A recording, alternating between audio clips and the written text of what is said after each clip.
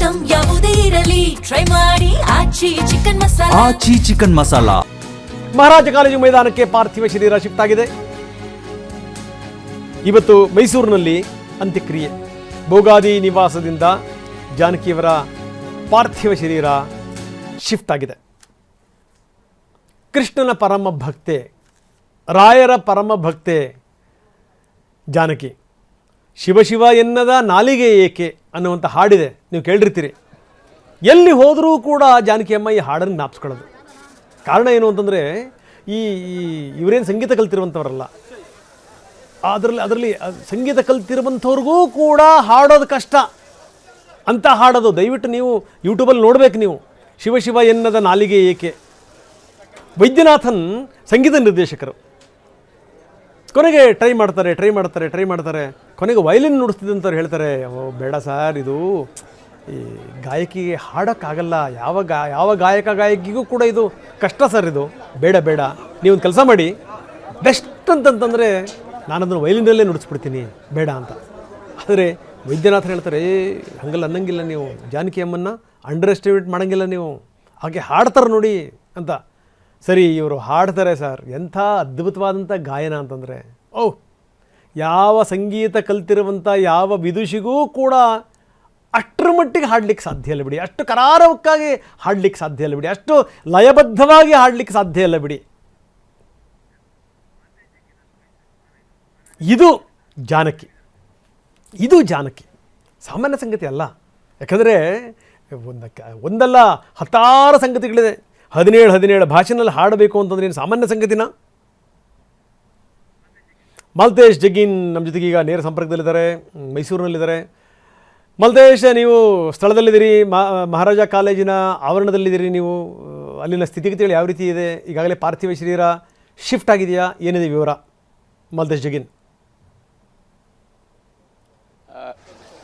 ರಂಗನಾಥ್ ಗಾನ ಕೋಗಿಲೆ ಗಾನ ಸುಧೆ ಜಾನಕಮ್ಮನವರ ಪಾರ್ಥಿವ ಶರೀರ ಈಗಷ್ಟೇ ಏನು ಅಂತಂದರೆ ಮೈಸೂರಿನ ಮಹಾರಾಜ ಮೈದಾನಕ್ಕೆ ಆಗಮಿಸಿರ್ತಕ್ಕಂಥದ್ದು. ಇಲ್ಲಿ ಸಾಕಷ್ಟು ಸಂಖ್ಯೆಯ ಅಭಿಮಾನಿಗಳು ಬರ್ತಾ ಇರ್ತಕ್ಕಂಥದ್ದು ನೋಡ್ತಾ ಇರ್ಬೋದು. ಅಂದರೆ ಪಾರ್ಥಿವ ಶರೀರ ಸಾರ್ವಜನಿಕರ ದರ್ಶನಕ್ಕೆ ಇಡಲಾಗಿರುವಂಥದ್ದು ಒಂದು ಕಡೆ ಆದರೆ, ಇನ್ನೊಂದು ಕಡೆ ಗಣ್ಯರು ಕೂಡ ಆಗಮಿಸ್ತಾ ಇರ್ತಕ್ಕಂಥದ್ದು. ಸೊ ಅಂದರೆ ಈಗಷ್ಟೇ ಕೆಲವೇ ನಿಮಿಷಗಳ ಹಿಂದೆ ನಿವಾಸದಿಂದ ಇಲ್ಲಿಗೆ ಆಗಮಿಸಿರ್ತಕ್ಕಂಥದ್ದು. ಸೊ ನಿಜಕ್ಕೂ ಕೂಡ ಅವರ ಅದ್ಭುತ ಗಾಯನಕ್ಕೆ ಮಾರು ಹೋಗದವರೇ ಇಲ್ಲ ಅಂತ ಹೇಳ್ಬೋದು. ಸೊ ಇವರ ಗಾನ ಸುದೆ ಎಲ್ಲರನ್ನೂ ಕೂಡ ಮಂತ್ರಮುಗ್ಧರನ್ನಾಗಿರ್ತಕ್ಕಂಥದ್ದನ್ನು ನೋಡಿರ್ತೀವಿ. ಸೊ ಇಲ್ಲಿ ಈಗಾಗಲೇ ಏನಂತಂದ್ರೆ ಬೆಳಗ್ಗಿನಿಂದ ಕೂಡ ಸಾಲುಗಟ್ಟಿ ನಿಂತಿರ್ತಕ್ಕಂತಹ ಅಪಾರ ಸಂಖ್ಯೆಯ ಅವರ ಅಭಿಮಾನಿಗಳು ಇಲ್ಲಿಗೆ ಬಂದು ಅಂತಿಮ ದರ್ಶನವನ್ನ ಪಡಿತಾ ಇರ್ತಕ್ಕಂಥದ್ದನ್ನು ನೋಡ್ತಾ ಇರ್ಬೋದು. ಅಂದ್ರೆ ಆ ಭಾಗದಲ್ಲಿ ಏನಂತಂದ್ರೆ ಗಣ್ಯರಿಗೆ ಅವಕಾಶವನ್ನ ಮಾಡಿಕೊಟ್ಟಿರುವಂತದ್ದಾದ್ರೆ, ಈ ಕಡೆ ಏನಂತಂದ್ರೆ ನಮ್ಮ ಎಡಭಾಗಕ್ಕೆ ಸೊ ಸಾರ್ವಜನಿಕರು ಸಾಲಾಗಿ ಬರ್ತಾ ಇರುವಂತದ್ದನ್ನ ನೋಡ್ತಾ ಇರ್ಬೋದು. ಸೊ ಅಂದ್ರೆ ಸಹಜವಾಗಿ ಏನಂತಂದ್ರೆ ಜಾನಕಮ್ಮನವರು 17ಕ್ಕಿಂತ ಹೆಚ್ಚು ಭಾಷೆಗಳಲ್ಲಿ 48,000ಕ್ಕಿಂತ ಹೆಚ್ಚು ಹಾಡುಗಳನ್ನ ಹಾಡಿರ್ತಕ್ಕಂಥದ್ದನ್ನ ನಿಜಕ್ಕೂ ಕೂಡ ಪ್ರತಿಯೊಬ್ಬರು ಕೂಡ ಸ್ಮರಿಸ್ತಾ ಇದ್ದಾರೆ ಅಂತ ಹೇಳ್ಬೋದು. ಅಂದ್ರೆ ಕೊನೆಯ ಕಾರ್ಯಕ್ರಮ ಕೂಡ ಅದು ಅವ್ರದ್ದು ಮೈಸೂರಿನಲ್ಲೇ ಆಗಿತ್ತು. ಸೊ ಅದೆಲ್ಲವನ್ನು ಕೂಡ ಕಣ್ತುಂಬಿಕೊಂಡಿರ್ತಕ್ಕಂತಹ ಸಾಕಷ್ಟು ಸಂಖ್ಯೆಯ ಅಭಿಮಾನಿಗಳು ಕೂಡ ಇಲ್ಲಿ ಬರ್ತಾ ಇರುವಂತದ್ದು ನೋಡ್ತಾ ಇರ್ಬೋದು. ಅಂದ್ರೆ ಬೆಳಗ್ಗಿನಿಂದ ಕೂಡ ಇಲ್ಲಿ ಸಂಪೂರ್ಣವಾಗಿ ಸಕಲ ಸಿದ್ಧತೆಗಳಾಗಿತ್ತು. ಸೊ ಇಲ್ಲಿ ಅಭಿಮಾನಿಗಳ ಸಾಗರ ಹರಿದು ಬರ್ತಾ ಇದೆ. ಯಾಕಂದ್ರೆ ಅವರ ಹಾಡುಗಳನ್ನ ಕೇಳದಂತಹ ಯಾರೂ ಇಲ್ಲ ಅಂತಾನೆ ಹೇಳ್ಬೋದು, ಅಷ್ಟೊಂದು ಮಂತ್ರಮುಗ್ಧರನ್ನಾಗಿ ಆಗಿರ್ತಕ್ಕಂತಹ ಹಾಡುಗಳಿರುವಂಥದ್ದು. ಸೊ ಇಲ್ಲಿ ಸಾಕಷ್ಟು ಬೆಳಗ್ಗೆ ಮಹಿಳಾ ಒಬ್ಬ ಅಭಿಮಾನಿಗಳಿದ್ರು, ಅವ್ರನ್ನು ಕೂಡ ಮಾತನಾಡಿಸುವಂಥ ಪ್ರಯತ್ನ ಮಾಡ್ತೀವಿ. ಮೇಡಮ್, ನಿಮಗೆ ಸಹಜವಾಗಿ ಅಂದರೆ ಜಾನಕಮ್ಮ ಅಂದರೆ ಹೇಗೆ ನೆನಪಾಗ್ತಾರೆ? ಅವರ ಯಾವ ಹಾಡುಗಳು ಇಷ್ಟ? ಅವ್ರ ಸಾಂಗ್ಗಳು ತುಂಬ ಮರೆಯಲಾಗದಂಥ ಸಾಂಗ್ಗಳು ಅವ್ರದ್ದು, ಮತ್ತು SPB ಸರ್ ಕಾಂಬಿನೇಷನ್ನು ಆಗಲಿ, ಅವ್ರ ಸಾಂಗ್ಗಳನ್ನ ಯಾವತ್ತೂ ಮರೆಯೋಕ್ಕಾಗೋದಿಲ್ಲ. ಮುಂದೆ ಜನ್ರೇಷನ್ ಬಂದರೂ ಎಷ್ಟೇ ಇದಾದ್ರೂ ಮರೆಯೋಕ್ಕಾಗಲ್ಲ. ತುಂಬ ಮೇಡಮ್, ಸಹಜವಾಗಿ ಅಂದರೆ ಪ್ರತಿಯೊಬ್ಬರಿಗೂ ಕೂಡ ಅವರ ಬದುಕಿಗೆ ಒಂದಿಷ್ಟು ಹೊಂದಿಕೊಂಡಂಥ ಹಾಡುಗಳನ್ನು ಹಾಡ್ತಾ ಇರುವಂಥದ್ದು, ಭಾವನೆಗಳಿಗೆ ಹೊಂದಿಕೊಂಡಂಥ ಹಾಡು ನಿಮಗೆ ಯಾವ ರೀತಿ ಕಾಡುತ್ತೆ ಅಂತ? ತುಂಬ ಕಾಡುತ್ತೆ. ಹಳೆ ಸಾಂಗ್ಗಳು ಅಂದರೆ ಎಲ್ಲರಿಗೂ ಓಲ್ಡ್ ಇಸ್ ಗೋಲ್ಡ್ ಅಲ್ವಾ. ಹೊಸ ಸಾಂಗ್ಗಳು ಅಷ್ಟೊಂದು ಇದಾಗೋದಿಲ್ಲ. 48,000 ಹಾಡುಗಳ್ನ ಹಾಡಿದರೆ 17 ಭಾಷೆಯಲ್ಲಿ ಅಂತ ಅಂದರೆ ಅದು ಅಪ್ರತಿಮ ಪ್ರತಿಭೆ. ಅವ್ರನ್ನ ಯಾವತ್ತೂ ಯಾವುದೇ ಕಾರಣಕ್ಕೂ ಮರೆಯೋಕ್ಕಾಗೋದಿಲ್ಲ. ಇನ್ನು ಮುಂದೆ ಬಂದ ಜನ್ರೇಷನ್, ಎಷ್ಟೇ ಜನ್ರೇಷನ್ ಬಂದ್ರೂ ಅವರು ಅಜರಾಮರವಾಗಿರ್ತಾರೆ ಅಂತ ಹೇಳ್ತೀವಿ. ಏನು ಹೇಳಬೇಕು ಅಂತ ಗೊತ್ತಾಗ್ತಿಲ್ಲ. ಗಾನಕ್ಕೆ ಹೋಗಿಲ್ಲ, ಮತ್ತೆ ಹುಟ್ಟಿ ಬರಲಿ ಅಷ್ಟೇ. ಅವ್ರ ಆತ್ಮಕ್ಕೆ ಶಾಂತಿ ಕೊಡ್ತೀವಿ. ಇದು ಇಲ್ಲಿನ ಅವರ ಅಪ್ಪಟ ಅಭಿಮಾನಿಗಳು ಈಗ ಅಂತಿಮ ದರ್ಶನಕ್ಕೆ ಬರ್ತಾ ಇರುವಂಥ ಅಭಿಮಾನಿಗಳ ಮಾತಾಗಿರ್ತಕ್ಕಂಥದ್ದು. ನಿಜಕ್ಕೂ ಕೂಡ ಅವರ ಸೇವೆ, ಅವರ ಹಾಡುಗಳು ಯಾರು ಕೂಡ ಮರೆಯೋಕ್ಕಾಗಲ್ಲ ಅನ್ನೋ ರೀತಿಯಲ್ಲಿ ಮಾತನಾಡ್ತಕ್ಕಂಥದ್ದು. ಸದ್ಯಕ್ಕೆ ಮೈಸೂರಿನ ಮಹಾರಾಜ ಮೈದಾನದಲ್ಲಿ ಮಧ್ಯಾಹ್ನದವರೆಗೂ ಅಂತಿಮ ದರ್ಶನಕ್ಕೆ ವ್ಯವಸ್ಥೆಯನ್ನು ಮಾಡಲಾಗಿದೆ. ಅದಾದ ನಂತರ ಅಂತ್ಯಕ್ರಿಯೆಗೆ ಸಕಲ ಸಿದ್ಧತೆಗಳು ನಡೀತವೆ ಅಂತಲೇ ಹೇಳ್ಬೋದು. ರಂಗನಾಥ್.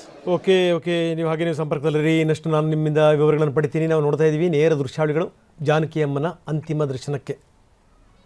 ಒಬ್ಬ ಅದ್ಭುತವಾದಂಥ ಗಾಯಕಿ. ನಾನು ಯಾಕೆ ಇವರೊಂದು ಥೀಸಿಸ್ ಇವರು ಅನ್ನುವಂಥ ಮಾತನ್ನು ಹೇಳಿದೆ ಅಂತಂದರೆ, ಅಧ್ಯಯನದ ವಿಷಯ ಇವರು ಜಾನಕಿ ಅಮ್ಮ. ಯಾಕಂದರೆ ಇವರಿಗೆ ವೀಸಿಂಗ್ ಇತ್ತು ನೋಡಿ. ಈ ತುಂಬ ಜನ ಈ ಸಂಗೀತ ಕಲಿಯುವಂಥವರಾಗಿರ್ಬೋದು ಅಥವಾ ಜೀವನದಲ್ಲಿ ಸಾಧಿಸುವಂಥವರಾಗಿರ್ಬೋದು, ಈ ಸಣ್ಣ ಪುಟ್ಟ ರೋಗಗಳಿಗೆ ನಾವು ಸೋತು ಶರಣಾಗ್ಬಿಡ್ತೀವಿ. ವೀಸಿಂಗ್ ಇತ್ತು, ವಿಪರೀತ ವೀಸಿಂಗ್ ಬಂದ್ಬಿಡೋದು. ಅವರಿಗೆ ಅಲರ್ಜಿ ಆಯಿತು ಅಂತಂದರೆ ವೀಸಿಂಗ್ ಶುರು. ಆದರೆ ಎಂದೂ ಕೂಡ ಅವರು ಹಾಡೋದನ್ನು ನಿಲ್ಲಿಸಲಿಲ್ಲ.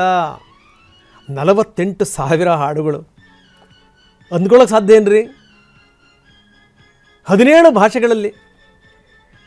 ಯಾವುದಾದ್ರೂ ಒಂದು ಭಾಷೆನಲ್ಲಿ ಏನಾದರೂ ಒಂದು ಉಚ್ಚಾರಣೆ ದೋಷ ಆಯಿತು, ಸರಿಯಾಗಿ ಹಾಡಲಿಲ್ಲ, ಇಲ್ಲವೇ ಇಲ್ಲ. ಅಪಭ್ರಂಶ ಇಲ್ಲವೇ ಇಲ್ಲ. ರಾಜ್ಕುಮಾರ್ ಈ ವೀರಪ್ಪನ ಕಪಿಮುಷ್ಟಿಯಿಂದ ಪಾರಾಗಿ ಬರ್ತಾರಲ್ಲ, ಬಂದಾದ ಮೇಲೆ ರಾಜ್ಕುಮಾರ್ ಅವ್ರ ಮನೆಗೆ ಹೋಗ್ತಾರೆ ಜಾನಕಿ ಅಮ್ಮನ್ನ ಅಕ್ಕ ಅಂತ ಕರಿತಿದ್ರು ರಾಜ್ಕುಮಾರ್. ಅವ್ರನ್ನ ಅಪ್ಕೊಂಡು ಅಷ್ಟು ಬ್ಲಾಸ್ಟ್ ಆಗಿರಲಿಲ್ಲ ರಾಜ್ಕುಮಾರ್ ಯಾರ ಎದುರುಗಡೆನೂ ಕೂಡ. ತಮ್ಮ ನೋವನ್ನು ನುಂಗಿಕೊಂಡಿದ್ರು. ಆದರೆ ಯಾವಾಗ ಜಾನಕಿಯವರನ್ನ ನೋಡಿದ್ರಲ್ಲ, ನೋಡಿದ ತಕ್ಷಣ ಜಾನಕಿಯವರನ್ನ ಅಪ್ಕೊಂಡು ಚಿಕ್ಕ ಮಗು ಥರ ಹತ್ತಬಿಟ್ರು ರಾಜ್ಕುಮಾರ್. ಚಿಕ್ಕ ಮಗು ಥರ. ಅದಾದಮೇಲೆ ಈ ರಾಜ್ಕುಮಾರ್ ಅವರ ಹೆಸರಲ್ಲಿ ಒಂದು ಕಾರ್ಯಕ್ರಮ, ರಾಜ್ಕುಮಾರ್ ಅವರೇ ವೇದಿಕೆ ಮೇಲಿದ್ರು. ಅವಾಗ ಕೇಳ್ತಾರೆ ಅವರು, ದಯವಿಟ್ಟು ಈಗ ನೋಡಿ ನಮ್ಮದೊಂದು ಕಾರ್ಯಕ್ರಮ ಇದೆ, ನೀವು ನನ್ನ ಪಕ್ಕದಲ್ಲಿರಬೇಕು, ನೀವು ನನ್ನ ಪಕ್ಕದಲ್ಲಿದ್ದರೆ ನಾನು ಹಾಡ್ತೀನಿ ಅಂತ.